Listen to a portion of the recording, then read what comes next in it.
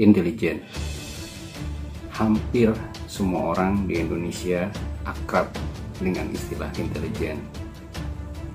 Sering juga dikait-kaitkan dengan kegiatan spionase atau kegiatan agen rahasia seperti yang sering kita lihat di film James Bond. Apakah itu benar? Apakah seorang intel dalam kegiatan intelijen itu seperti yang kita lihat dalam film-film agen rahasia? Untuk lebih jelasnya, mari kita ikuti bagaimana perjalanan intelijen di negeri ini. Tapi sebelum itu, silakan tekan tombol subscribe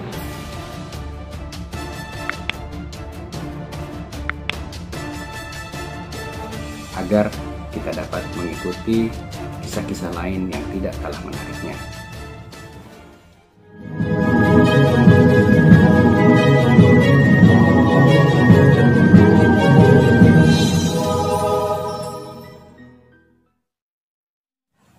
Intelijen dalam bahasa Inggris yang biasa disebut intelligence adalah informasi yang dihargai atas ketepatan waktu dan relevansinya, bukan detail atau keakuratan. Berbeda dengan data yang berupa informasi yang akurat atau fakta yang merupakan informasi yang telah diverifikasi.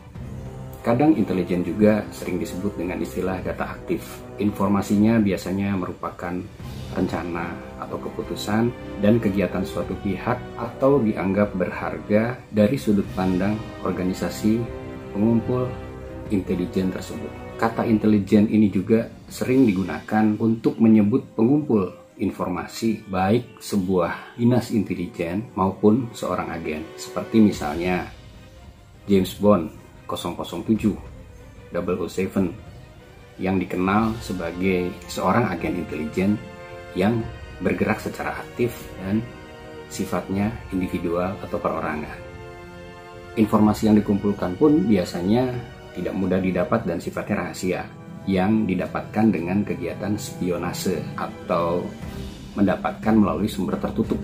Secara tradisional, pengumpulan data intelijen dapat dilakukan dengan berbagai cara, baik melalui literasi ataupun melalui internet. Namun hasil dari pengumpulan intelijen itu dan sumber metode pengumpulannya atau tradecraft seringkali dirahasiakan. Biasanya orang-orang yang melakukan tindakan intelijen itu adalah orang-orang yang mempunyai kualifikasi tinggi dan merupakan orang-orang yang terpilih, karena mereka harus orang-orang yang mempunyai kualitas fisik prima serta kemampuan otak dan intuisi yang tinggi atau tajam. Bahkan kegiatan mereka pun seringkali dirahasiakan dengan menggunakan ID-ID tertentu yang dibuat, sehingga mereka tampil di luar tanpa diketahui identitas atau asal-usulnya. Dengan mudah mereka berbaur di satu lingkungan yang baru, sehingga orang tidak akan curiga siapa personal ini sebenarnya. Beban tugas personel intelijen ini sangat berat. Bahkan ada istilah, ketika mereka berhasil tidak akan dipuji, ketika mereka gagal, mereka dimaki, ketika mereka mati, tidak akan dicari. Karena itu, personil intelijen itu harus siap dengan kondisi apapun yang dihadapinya. Intelijen pemerintah biasanya diserahkan kepada dinas intelijen yang dimiliki oleh negara. Biasanya agen-agen ini mempunyai kemampuan untuk menyadap informasi sebanyak-banyaknya melalui berbagai fasilitas yang memang disediakan secara khusus, dari saluran penyadapan komunikasi hingga penggunaan satelit. Intelijen militer juga mempunyai spesifikasi yang berbeda, karena kegiatan yang mereka lakukan ini adalah kegiatan intelijen perang. Yang dilakukan adalah melakukan pengumpulan data, melakukan analisa, dan tindak lanjut atas informasi musuh di lapangan. Kegiatan ini juga merupakan kegiatan mata-mata, pengintaian, peralatan pengamatan yang canggih, serta agen rahasia. Kemudian ada juga intelijen bisnis yang tujuannya mencari informasi secara rahasia yang didapatkan dari sebuah perusahaan pesaing untuk menembus pasar, bagaimana mengalahkan perusahaan pesaing tersebut. Nah, bagaimana perkembangan intelijen di Indonesia? Kita kilas balik sebelum Indonesia merdeka. Tahun 1943, ketika Jepang menguasai Indonesia, Jepang mendirikan sebuah lembaga intelijen versi lokal yang dikenal dengan istilah Sekolah Intelijen Militer Nakano. Ada salah seorang mantan pembela tanah air atau PETA yang bernama Zulkifli Lubis. Ia adalah komandan intelijen pertama dari kaum Republikan yang menyadari adanya sebuah konsep intelijen dalam suasana perang. Ia membentuk lembaga ini dengan dua orang temannya, yaitu Daan Mogot dan Kemal Idris. Kegiatan mereka ini dibantu oleh mantan instrukturnya juga, yang bernama Kapten Yanagawa. Pasca kemerdekaan tahun 45, pemerintah membentuk Badan Intelijen Republik yang pertama, diberi nama BI atau Badan Istimewa. Kolonel Zulkifli Lubis dipercaya untuk memimpin BI menjadi kepalanya. Ia memimpin BI bersama 40 mantan tentara PETA yang dididik untuk menyelidiki khusus kegiatan-kegiatan pasca Perang Kemerdekaan. Setelah mereka mendapat pendidikan khusus di Ambarawa, 30 pemuda lulusannya membentuk sebuah lembaga yang disebut BRANI, Badan Rahasia Negara Indonesia. Lembaga ini menjadi payung kegiatan intelijen dengan beberapa unit ad hoc, bahkan juga sudah melakukan kegiatan intelijen hingga ke luar negeri. Waktu itu, Badan Istimewa sendiri pun yang juga dipimpin oleh Zulkifli Lubis dan banyak merekrut mantan anggota PETA yang dididik oleh Jepang, dilatih oleh Lubis sendiri di sebuah tempat di Jambon. Materi yang diberikan adalah informasi, sabotase, dan perang urat saraf atau Psy-War. Mereka ini juga dididik perang tanpa melakukan kegiatan bersenjata. Usai pelatihan, anggota Badan Istimewa ini mendapat julukan penyelidik militer khusus atau PMC. Mereka ini disebar ke seluruh Jawa untuk kegiatan khusus, yaitu menyelidiki gerak-gerik yang mencurigakan pasca Perang Kemerdekaan dan mencari dukungan untuk pemerintah Indonesia. PMC ini dikenal sebagai tukang sweeping jika digambarkan mungkin seperti zaman kekuasaan Nazi di Jerman di bawah kekuasaan Hitler, dulu dikenal dengan istilah Gestapo atau Geheime Staatspolizei, polisi rahasia Jerman yang mengawasi masyarakat ketika partai Nazi menguasai Jerman dan hampir menguasai sebagian dunia. Salah satu mantan anggota PMC itu yaitu Kahar Muzakkar, yang kemudian kita kenal sebagai pendiri Darul Islam dan membangun basis kekuatannya di Sulawesi Selatan. Dan ada juga seorang yang bernama Sutopo Yuwono yang di kemudian hari menjadi kepala Bakin ketika Presiden Soeharto berkuasa di negeri ini. Permasalahan intelijen ini rupanya dinilai sangat menarik oleh Menteri Pertahanan pada saat itu, yaitu Amir Syarifuddin. Pada bulan Juli tahun 46, Amir Syarifuddin sebagai Menteri Pertahanan membentuk Badan Pertahanan B yang dikepalai oleh mantan komisioner polisi. Akhirnya pada 30 April 1947, seluruh badan intelijen yang ada di Indonesia digabung di bawah Menteri Pertahanan, termasuk BRANI menjadi bagian 5 dari Badan Pertahanan B. Lembaga ini memiliki beberapa tugas intelijen seperti Military Combat, Civil Combat Intelligence, Military Counter Intelligence, dan lain sebagainya. Setelah itu, Indonesia sempat mengalami dualisme kepemimpinan bidang intelijen, karena di mana Amir Syarifuddin membentuk bagian B, sedangkan Presiden Soekarno memiliki BRANI, Badan Rahasia Negara Indonesia, yang dibentuk oleh Zulkifli Lubis. Untuk menghindari dualisme tersebut, akhirnya Amir Syarifuddin membentuk badan baru dari beberapa elemen tersebut menjadi Kementerian Pertahanan 5 atau KP5 yang tetap di bawah koordinasi Menteri Pertahanan. Kemudian lembaga ini dipimpin oleh Abdul Rahman. Namun dalam pembentukan ini, Zulkifli Lubis merasa dirugikan karena ia tidak mempunyai hak untuk langsung melapor kepada Presiden, seperti waktu ketika ia masih memegang BRANI. Seorang pengamat intelijen yang bernama Conboy menilai bahwa di era kepemimpinan Abdul Rahman ini adalah masa suram intelijen Indonesia karena dinilai syarat dengan politik. Pada tahun 1949, Menteri Pertahanan pada saat itu, Sri Sultan Hamengkubuwono IX, merasa tidak puas atas kinerja dan performa intelijen pada saat itu, karena dinilai berdiri sendiri-sendiri, tidak memiliki satu koordinasi yang mempunyai kekuatan satu pintu. Maka untuk membenahi semua itu, Sri Sultan membuat lembaga yang disebut DC atau Dinas Khusus, dengan sebuah pemikiran bahwa DC ini adalah badan yang mampu untuk menghadapi tantangan ancaman negara dan bangsa ke depan, serta mampu menjaga keutuhan Negara Kesatuan Republik Indonesia. Program rekrutmen DC ini adalah lembaga yang pertama merekrut anggota non-militer, yaitu anggota dari masyarakat sipil yang memiliki kemampuan dalam mengimplementasikan pemikiran-pemikiran intelijen untuk negara. Dan program ini memang dibuat khusus melalui pelatihan yang bekerja sama dengan CIA atau Central Intelligence Agency. Para calon-calon anggota ini dikirim berlatih di Filipina, atau tepatnya di Pulau Saipan, hingga pelatihan untuk angkatan berikutnya dilanjutkan di Indonesia. Program ini melahirkan anggota-anggota yang sangat mumpuni dan banyak berhasil dalam operasi-operasi intelijen yang sangat tertutup, dan mereka mampu menembusnya, seperti menembus jantung musuh Trikora, Dwikora, G30 SPKI, dan lain sebagainya. DC ini dikenal juga dengan nama samaran Satria Graha, yang merupakan kader intelijen profesional yang terlatih. Dan kegiatan ini tidak bisa dilepaskan dengan sejarah perkembangan intelijen di Indonesia. Pada awal tahun 1952, Kepala Staf Angkatan Perang Indonesia pada saat itu, yaitu TB Simatupang, membentuk Badan Informasi Staf Angkatan Perang atau yang disingkat BISAP.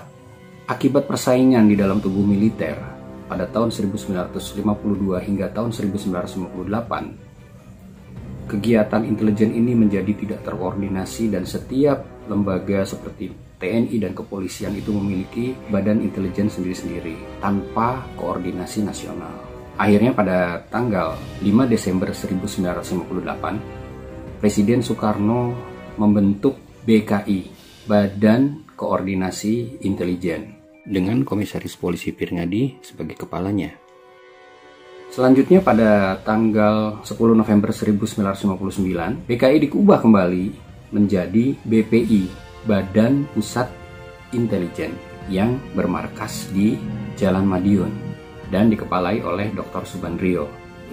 Di era tahun 1960-an hingga akhir era Orde Lama, pengaruh Subandrio pada BPI sangat kuat, yang kemudian diikuti dengan perang ideologis antara komunis dan non-komunis di tubuh militer, termasuk di bidang intelijen. Pasca gonjang-ganjing tahun 1965, ketika Soeharto mengepalai Komando Pemulihan Keamanan dan Ketertiban atau Kopkamtib, seluruh daerah Kodam atau Komando Daerah Militer dibentuk STI atau Satuan Tugas Intelijen. Pada tanggal 22 Agustus 1966, Soeharto mendirikan KIN, Komando Intelijen Negara, dengan Brigjen TNI Yoga Sugomo sebagai kepala yang bertanggung jawab kepada Soeharto. Sebagai lembaga strategis, BPI dilebur ke dalam KIN yang memiliki operasi khusus atau OPSUS di bawah Letkol Ali Murtopo dan asistennya Leonardus Benyamin atau disebut Beni Murdani, dan juga Aloysius Sugianto. Kurang dari setahun, pada tanggal 22 Mei 1967, Soeharto mengeluarkan keputusan presiden atau Kepres untuk mendesain KIN menjadi Badan Koordinasi Intelijen Negara atau BAKIN. Maijen TNI Sudirgo yang ditunjuk menjadi kepala BAKIN yang pertama. Di masa Orde Baru, BAKIN dikenal sebagai lembaga yang memfilter semua informasi yang masuk dan keluar dari Indonesia, sehingga tidak ada satupun informasi yang lolos dari pengamatan BAKIN. Ranah intelijen di Indonesia kerap didominasi oleh kelompok militer dan kepentingan politik. Hal itu perlu kita pahami juga, karena pada saat itu sipil tidak bisa memasuki ranah tersebut, meskipun pada faktanya intelijen itu sebetulnya bukan hanya ranahnya militer. Di era tahun 70-an, Ali Murtopo banyak merubah struktur BAKIN itu sendiri dengan berbagai strateginya, hingga ketika pada tahun 1993 Soeharto mencopot Benny Murdani sebagai Menteri Pertahanan Keamanan atau Menhankam. Soeharto juga mengurangi mandat BAIS dan mengganti nama BAIS menjadi BIA, Badan Intelijen ABRI. Tahun 2000, Presiden Abdurrahman Wahid merubah nama BAKIN menjadi BIN, Badan Intelijen Negara, dan nama BIN tersebut dipergunakan hingga hari ini. Dengan demikian, dari tahun 1945 hingga sekarang, organisasi intelijen negara telah berubah nama sebanyak 6 kali, yaitu BRANI, Badan Rahasia Negara Indonesia, kemudian menjadi BKI atau Badan Koordinasi Intelijen. Setelah itu berubah menjadi BPI, Badan Pusat Intelijen. Kemudian BPI berubah lagi menjadi KIN, Komando Intelijen Negara. Setelah itu dirubah menjadi BAKIN, Badan Koordinasi Intelijen Negara. Dan akhirnya berubah menjadi BIN, Badan Intelijen Negara. Kini Badan Intelijen Negara atau BIN dipimpin oleh Jenderal Polisi Purnawirawan Budi Gunawan. Banyak sekali perubahan yang terjadi pada BIN saat ini, yaitu sebagai sebuah lembaga intelijen negara sudah mulai memasuki ranah masyarakat dan terasa manfaatnya di masyarakat. Seperti contohnya pada masa pandemi COVID ini, BIN turun tangan dalam memberikan banyak sekali bantuan-bantuan, kemudian juga kegiatan-kegiatan yang mendukung percepatan terselesaikannya masalah pandemi COVID ini. Justru sebetulnya itu yang diharapkan, bahwa Badan Intelijen Negara itu masuk ke dalam semua sendi di masyarakat, sehingga mampu mengantisipasi berbagai macam fenomena yang terjadi di masyarakat yang akan merugikan keutuhan bangsa kita ke depan. Karena kita tidak bisa menolak dalam situasi perang asimetris atau asymmetric warfare yang terjadi pada saat ini. Kita tidak diserang secara fisik, tapi kita diserang melalui ideologi, melalui pola pikir, melalui budaya, kesenian, berbagai aspek. Sehingga masyarakat kita ini kehilangan nilai-nilai kebangsaannya dan menjadi terpecah kekuatan persatuan dalam Ikatan Negara Kesatuan Republik Indonesia ini. Beberapa waktu yang lalu juga sempat ada berita 2 politisi senior mengkritisi BIN ketika BIN memiliki seorang juru bicara dan memberikan statement ke masyarakat mengenai kegiatan yang dilakukan oleh BIN. Dianggap bahwa tidak pantas BIN itu mengeluarkan kegiatannya atau menyampaikan kegiatan itu ke masyarakat, karena dinas ini sifatnya rahasia. Bagi saya pribadi, tindakan yang dilakukan oleh BIN saat ini sangat tepat, karena bagaimanapun juga masyarakat tidak bodoh dan masyarakat juga perlu tahu ada yang memang harus disampaikan ke masyarakat sehingga masyarakat mampu mengantisipasi kejadian-kejadian yang tidak diinginkan. Tapi ada juga memang yang harus ditutup, itu hanya dikuasai atau dimiliki oleh ranah BIN itu sendiri. Karena sekali lagi, Badan Intelijen Negara itu tidak harus bersifat angker atau sebuah menara gading yang tidak bisa dijamah oleh masyarakat. Ada ranah tertentu yang memang bukan konsumsi masyarakat, karena hal tersebut menjadi bagian kajian dari BIN untuk diimplementasikan. Namun ada juga informasi yang perlu disebar ke masyarakat agar masyarakat mampu mengantisipasi hal-hal yang tidak diinginkan di kemudian hari. Bahkan sebetulnya kita juga bisa melihat bahwa intelijen as a science atau sebuah ilmu itu bisa dipelajari oleh siapa saja. Banyak buku-buku tentang intelijen yang beredar di masyarakat. Seperti ini misalnya. Atau ini. Artinya, intelijen, ilmu yang bisa dipelajari atau dimengerti oleh masyarakat banyak dengan tujuan kita mampu mengantisipasi kondisi terburuk bangsa ini ke depan sesuai dengan kapasitas dan kemampuan kita masing-masing, sesuai juga dengan disiplin ilmu yang kita jalankan. Tentunya ini agar tidak menimbulkan mispersepsi di masyarakat. Karena yang disebut intel itu bukan seperti istilahnya intel Melayu, tampil di luar dengan jaket dengan ujung pistol menyembul di jaketnya, terus bilang saya intel. Tidak seperti itu. Intelijen itu adalah sebuah ilmu yang syarat dengan intelektual dan ilmu yang sangat bermanfaat untuk mengantisipasi segala kemungkinan yang terburuk yang terjadi dengan bangsa kita ini ke depan. Bahkan untuk yang lebih kecil lagi, dalam lingkungan yang terkecil, dapat mengantisipasi hal-hal terburuk yang terjadi di lingkungan kita, bahkan di keluarga kita. Untuk itu, mari kita melakukan mawas diri terhadap diri kita sendiri, terhadap lingkungan, dan selalu bersikap waspada. Jangan pernah meninggalkan sejarah, karena melindungi masa lalu menyelamatkan masa depan. Saya Ruli Rahadian, sampai bertemu di cerita yang lain.